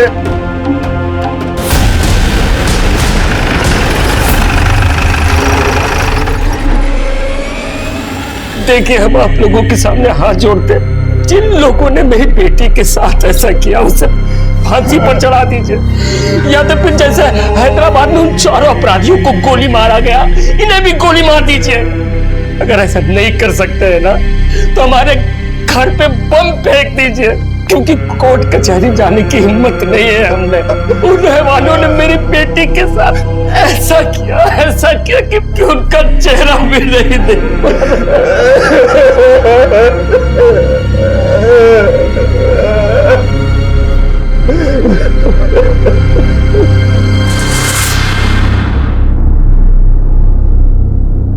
प्रोफेसर, काजल कैसी है? हालत बहुत ही नाजुक है। लड़की के सर पर वार किया है। 85% वो जल चुकी है। उसके बाद भी वो वहां से भागकर 1.5 किलोमीटर दूर अपने गांव तक पहुंची। आप सोच सकते हैं उसको जीने की कितनी चाह होगी। जिस किसी ने भी इसके साथ ये वहशियाना हरकत की है ना डॉक्टर साहब, उसको सजा तो जरूर मिलेगी। काजल के बयान चाहिए होंगे हमें, किसी भी कीमत पर। इसके अपराधी को कड़ी से कड़ी सजा दिलवानी है। अभी तो बहुत मुश्किल लग रहा है। कुछ देर पहले उसने अपने भाई से बात की थी, मगर उसके बाद से वो बिल्कुल चुपचाप है। बीच बीच में थोड़ा होश आ रहा है, पर अभी वो बात नहीं कर पाएगी। आपकी बहन ने आखिरी बार आपसे बात की थी, कुछ बताया उसने? किसने किया उसके साथ ये सब? जी सर, हमारी बहन ने हमसे कहा कि ये सब कुछ संदीप, चंदन, सुशील, कृष्णा और विशाल ने किया उसके साथ। कहाँ हुआ ये सब?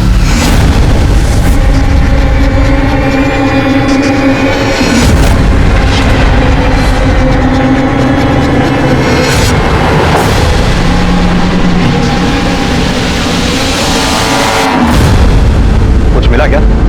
हम लोग भी अभी आए सर। अभी आए मतलब? घटना सुबह 6:30 बजे की है, अब 9 बज रहे हैं। आप अब आ रहे हैं? अब साहब अभी पता चला तो अभी आ गए। सर, ये बैग मिला है। दिखाइए।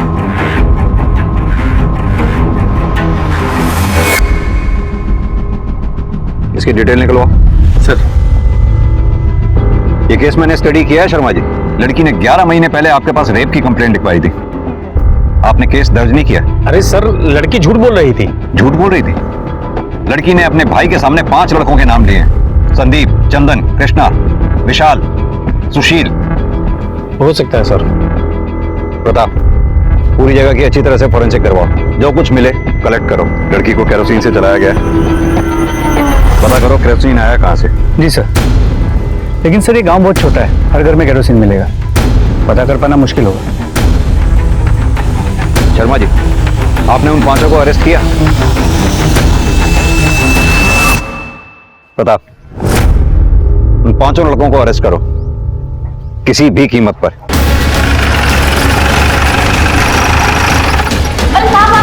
कहाँ घुसे चले जा रहे हैं? चल। अरे कहाँ उठा है?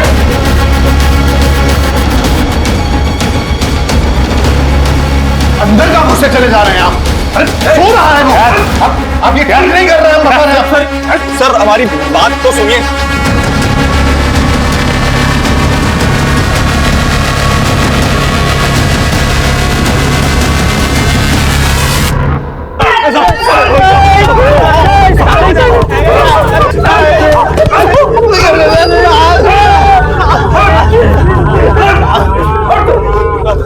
तुझे जरा सी भी शर्म नहीं आई? काजल के साथ झूठे प्यार का नाटक करके उसे घर से भगा के उससे नकली पेपर पे दस्तखत लेके उसका रेप किया, और जब उसने तुम्हारी पुलिस में कंप्लेंट की तो अपने दोस्त चंदन के साथ मिलकर दोबारा उसका रेप किया और आखिर में उसे आपके हवाले कर दिया। अरे नहीं साहब, ये सब झूठ बात है, हमने कुछ नहीं किया है। अच्छा, ये इसमें जितने भी मैसेजेस हैं उससे साफ जाहिर होता है कि तेरा काजल के साथ अफेयर चल रहा था। हाँ सर, हम काजल से प्यार करते थे, तभी तो उसको घर से भागने के लिए भी कहे थे, लेकिन जब हम घर से निकले तब पापा ने हमको देख लिया था और उन्होंने हमको रोक दिया। लेकिन साहब काजल घर से निकल चुकी थी, इसलिए वो सीधा पटना अपने उषा बुआ के पास चली गई। झूठ बोल रहा है तू। साहब हम सच कह रहे हैं, वो 1 महीने तक अपनी उषा बुआ के पास में थी और पापा ने हमको दिल्ली भेज दिया था और मना किया था काजल से बात भी करने के लिए। फिर जब काजल का फोन आया तो हमने उसको कहा कि हम पापा के अगेंस्ट नहीं जा सकते, और इसी चक्कर में उसने हमारे ऊपर रेप का घिनौना आरोप लगा दिया साहब। और इस बात से नाराज होकर तुमने दोनों ने उसका साथ रेप किया, और फिर जब तुम्हें पुलिस पकड़ के ले गई 10 महीने के बाद बेल पे छूटने के बाद दोनों ने उसे आग में जलाकर मारने की कोशिश की। साहब ना हमने रेप किया और ना ही हमने किसी को मारने की कोशिश की है साहब, ये तो खुद ही विक्टिम है। आप लोग आप में कूट रहे हैं साहब। हमको नहीं पता कि काजल को किसने मारने की कोशिश की, लेकिन इसमें हमारा कोई हाथ नहीं है साहब। सच क्या है वो तो हम उगलवाई लेंगे। एक बार काजल को होश में आ जाने दो, उसे बयान दे देना, तुम लोगों को वो सजा दिलवाऊंगा, याद रखोगे। कुटाई करो इनकी।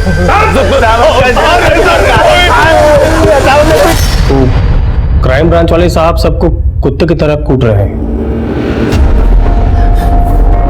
सुनिए जी, कुछ करिए, हमारे बेटे को बचाइए। अगर हमारे बेटे को कुछ हुआ ना तो हम अपनी जान दे देंगे। एकदम चुप। वो हमारा बेटा है, कोई उसको झूठे केस में फंसा ही नहीं सकता। और साले साहब, आप तो बहुत बड़का वाला वकील बने फिरते हो ना। हमको हमारा बेटा चाहिए, समझ गए?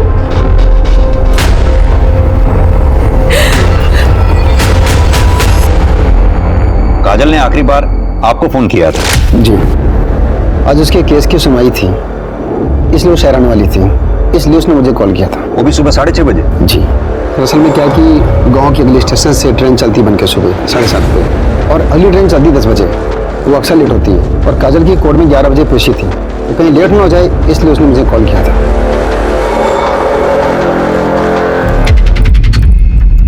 देखिए सर, आप जा सकते हैं, जरूरत पड़ेगी तो आपको बुलाएंगे। जी सर। देखिए सर, आप हमारे बेटे को ऐसे टॉर्चर नहीं कर सकते। आपके बेटे को हम टॉर्चर नहीं कर रहे, लेकिन सच बुलवाने के लिए थोड़ी बहुत सख्ती तो करनी ही पड़ती है। हमारे बेटे ने कुछ नहीं किया साहब, वो लड़की झूठ बोल रही है। आपके बेटे ने उसे बोलने लायक छोड़ा ही कहाँ है? ऐसा मत बोलिए साहब। देखिए सर, ये सब जो है ना, खाली हमारा छवि को खराब करने के लिए किया जा रहा है। अच्छा एक बात कहें साहब, कोई लड़की किसी लड़के के साथ जो है घर छोड़ के भागेगी, उसका चरित्र कैसा होगा? बलात्कार तो कोई भी कर सकता है। आप जैसे लोगों की वजह से ही आज लड़कियों की हालत समाज में इतनी खराब है। लेकिन साहब, आप जैसे लोग जो लड़की के साथ दुष्कर्म होने के बाद भी उसी में दोष निकालते हैं, बराबर के अपराधी। जितनी कड़ी सजा एक रेपिस्ट की होनी चाहिए, उतनी ही कड़ी सजा आप जैसी सोच रखने वाले हर इंसान की होनी चाहिए। देखिए सर, आपकी बात ना एकदम सही है, लेकिन सच यही है कि हमारे बेटे ने कुछ नहीं किया। तो फिर किसने किया है? आखिर कौन है जो काजल को मारना चाहता है? उसका बाप। जी हाँ, कल हमने बुलवाया था उसको मिलने के लिए। काहे हमारे बेटे पर झूठा इल्जाम लगा रहे हो? संदीप ने हमारी बेटी के साथ ऐसा गलत बात नहीं, हमारे बेटे ने कुछ नहीं किया है। हमको ये तो नहीं पता कि तुम्हारी बेटी किसके साथ भागी, लेकिन हमारे बेटे के साथ नहीं भागी थी। तो तुम लोग भी जो हो ना, हमारा इज्जत उछालना बंद कर दो। क्या चाहिए तुम लोगों को? खुल के बोलो ना। पैसा चाहिए?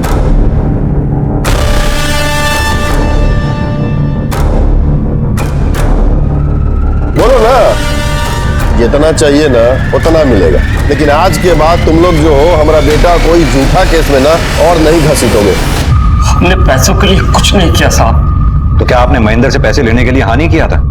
नहीं, हम गरीब जरूर हैं लेकिन इतना नीच नहीं है कि अपनी बेटी की इज्जत का मोल करें। संदीप अपनी बेटी काजल के साथ। ए शंकर, औकात में समझे, हमारा माथा फिर गया ना तो पूरा खानदान में ना कोई दिया बत्ती जलाने वाला भी नहीं बचेगा। महेंद्र सिंह ने हमको धमकी दी लेकिन हमें पता नहीं था कि वो इतना गिर जाएगा।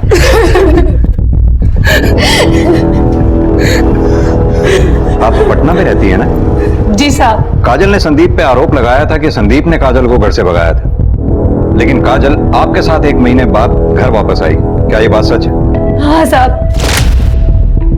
कहीं ऐसा तो नहीं कि संदीप ने काजल को घर से भगाने का वादा किया, काजल तो घर से भाग आई, संदीप वहां नहीं आया, काजल फिर सीधा आपके पास आ गई ये सोच के कि वो घर वालों को क्या मुंह दिखाएगी? काजल घर से भाग गई है, ये बात हमें बेला ने फोन करके बताई थी।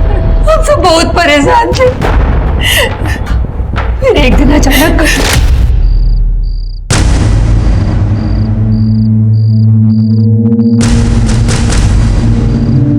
काजल आओ खाना खा लो।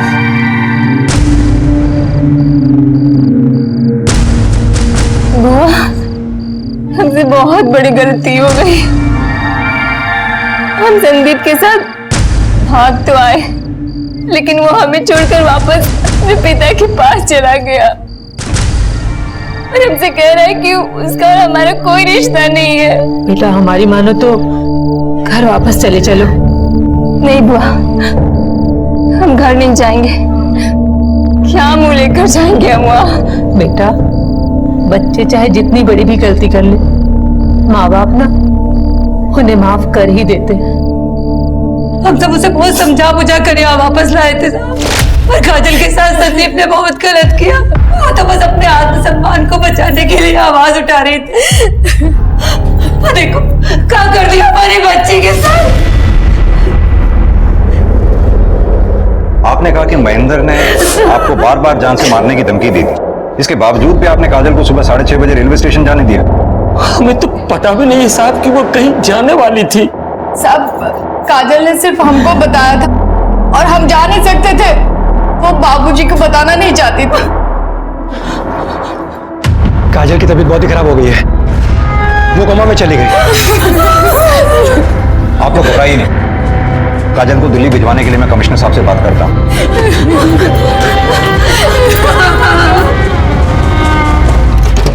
सर ये केस बहुत ही उलझा हुआ है। मैंने गांव में पता किया, शंकर ने पूरे गांव में यही बताया है कि पिछले 1 महीने से काजल पटना में थी अपनी बुआ के घर। प्रताप, नॉर्मल सी बात है, घर से अगर लड़की भाग जाए तो घर वाले अपनी इज्जत बचाने के लिए कुछ तो कहेंगे। ये भी सही है। एक बात समझ में नहीं आई, अगर काजल सच में संदीप के साथ घर छोड़कर भागी थी और संदीप ने काजल के साथ शादी का झूठा बहाना करके उसे इस्तेमाल करके छोड़ दिया, वाकई काजल की इस मामले में तो बड़ी हिम्मत माननी पड़ेगी। इतना सब कुछ उसके साथ हो गया, उसके बावजूद उसने आवाज उठाई। लेकिन सर संदीप का कहना है कि पिछले 1 महीने से वो दिल्ली में था, पटना में नहीं। तो हो सकता है सच में काजल ने गुस्से में आकर उस पर झूठे रेप का केस डाल दिया हो। होने को तो कुछ भी हो सकता है। खैर, ये सारी बातें तो कॉल लोकेशन से ही क्लियर हो जाएंगी। मतलब सर आपको पक्का यकीन है कि ये सब कुछ संदीप ने किया? लगता तो यही है कि संदीप ने ही अपने दोस्तों के साथ मिलकर काजल पर हमला किया, या फिर एक पॉसिबिलिटी और हो सकती है, काजल की वजह से शंकर और उमेश की बेइज्जती हुई थी। हो सकता है उस बेइज्जती का बदला लेने के लिए इन दोनों में से किसी एक ने या फिर दोनों ने मिलकर काजल पर हमला किया हो। खैर, जिस किसी ने भी ये घिनौनी हरकत की हो, काजल के साथ बहुत बुरा हुआ। एक बार काजल होश में आ जाए, अपना बयान दे दे, सारा मैटर क्लियर हो जाएगा। सर, संदीप और काजल के मोबाइल रिकॉर्ड्स, जितनी बातें इन दोनों के बीच होती थी उससे इतना तो साफ है कि दोनों के बीच रिश्ता था। और आपका शक भी सही था, ये संदीप झूठ बोल रहा है। पिछले 1 महीने से वो दिल्ली में नहीं, पटना में ही था। संदीप और काजल के मोबाइल लोकेशन पटना के सेम एरिया की है, जबकि काजल की बुआ का घर पटना की दूसरी तरफ। यानी एक बात तो सच है, ये दोनों एक साथ 1 महीने से रह रहे थे। जी सर, काजल सच कह रही थी। और अगर यहाँ की पुलिस ने अपना काम ठीक से किया होता ना, उन्हें यह भी पता चलता कि काजल ने जब कहा था कि उसके साथ मंदिर में रेप हुआ था, तब संदीप और चंदन की मोबाइल की लोकेशन वहां मंदिर की ही थी। और जिस दिन काजल को जलाया गया उस दिन? सर उस दिन उनकी लोकेशन वहां की नहीं थी।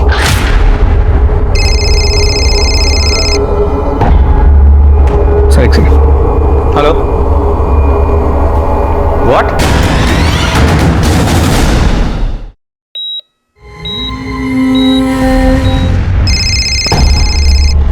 सर एक सेकंड। हेलो,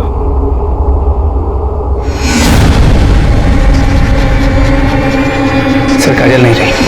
क्या?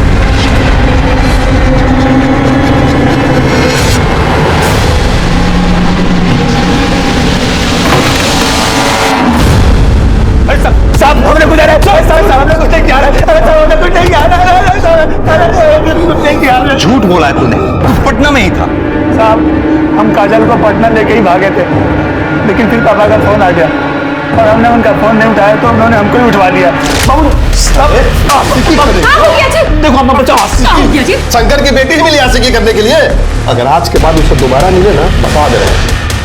और समझा कि नहीं? ठीक है, हम नहीं मिलेंगे आपसे। साहब हम तो काजल से बहुत प्यार करते थे। प्यार करते थे? प्यार करता? झूठ प्यार का नाटक नहीं करता। नकली पेपर पे साइन करा के उसका शारीरिक संबंध नहीं मनाता उससे। तब मैं क्या करता? वो मुझे हाथ भी नहीं लगाने देती थी। क्या कर रहे हो? इसीलिए तुम दोनों ने साथ में मिलकर मंदिर के पीछे उसका रेप किया। नहीं नहीं साहब, ये झूठ है। झूठ है? तेरे मोबाइल रिकॉर्ड, बिना सबूत के बात नहीं कर रहा हूं मैं। बोल। तब पापा ने हमको चप्पल से मारा था और हम बहुत गुस्से में थे। उसको सबक सिखाने के लिए हम लोगों ने ये सब किया। और इतने पे भी जब तुम दोनों काजल को नहीं तोड़ पाए तो उसे चला के मार दिया। मार दिया? हाँ। मतलब? काजल मर गई है। लेकिन तुम चिंता मत करो, काजल अगर यहां सच बोलने के लिए नहीं है तो क्या हुआ, तुम लोगों का डीएनए सच बोलेगा। जिस जगह पे तुमने काजल को जला के मारा है ना, वहां कोई ना कोई तो सबूत हमारे हाथ लगेगा। एक भी सबूत अगर हमारे हाथ लगा, तुम्हारी वो हालत करूंगा कि तुम सोच भी नहीं सकते। देखिए, हम अपने बेटे का ना डीएनए टेस्ट नहीं होने देंगे। क्यों? आपका तो मानना है आपके बेटे ने काजल को नहीं मारा है, तो फिर डर किस बात का है? डर वर कुछ नहीं है सर, लेकिन अपना बहुत हुआ। अब हम अपने बेटे का ना ये टॉर्चर बर्दाश्त नहीं कर सकते। और वैसे भी साहब, जब तक संदीप और बाकी के लड़के परमिशन नहीं देते हैं, अब डीएनए टेस्ट नहीं कर सकते उनका। वकील साहब, आपने तो वकालत बहुत अच्छी तरह से पढ़ी है, फिर तो आपको यह भी पता होगा कि डीएनए की परमिशन कोर्ट से भी मिलती है। ठीक है, फिर देखते हैं आपको कोर्ट कैसे परमिशन देता है।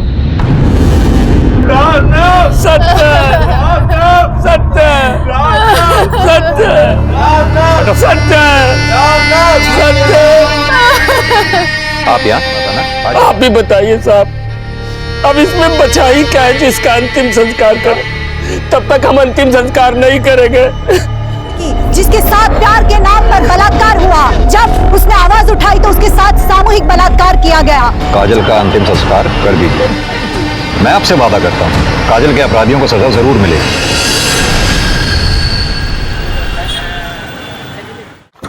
सर कोर्ट से लेटर है। कोर्ट ने डीएनए की परमिशन दी। यस, अब इन्हें पता चलेगा किसी मासूम से ज्यादती करने की सजा क्या होती है। लेके जाओ इन सारों को डीएनए टेस्ट के लिए। सर,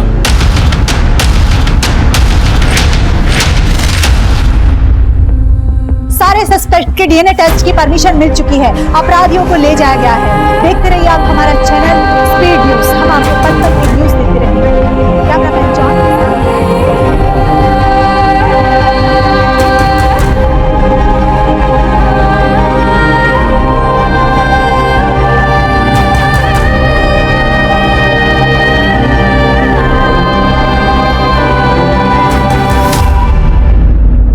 संदीप, चंदन, कृष्णा और विशाल इस समय न्यायिक हिरासत में हैं। संदीप ने मान लिया है कि उसने झूठी शादी के नाम पर काजल के साथ संबंध बनाए, और संदीप और चंदन ने यह भी मान लिया है कि काजल के पुलिस में शिकायत करने से नाराज होकर उन दोनों ने काजल के साथ सामूहिक बलात्कार भी किया। लेकिन अब भी वो ये बात मानने को तैयार नहीं है कि उन लोगों ने ही काजल की जान ली है।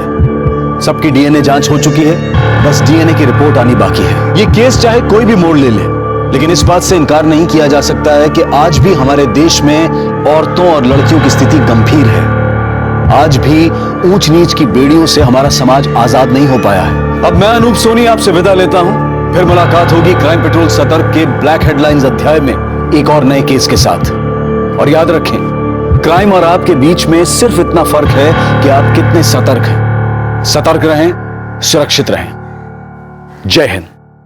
इस तरह के और भी एपिसोड देखने के लिए हमारे चैनल को सब्सक्राइब करें और बेल आइकन दबाना ना भूलें।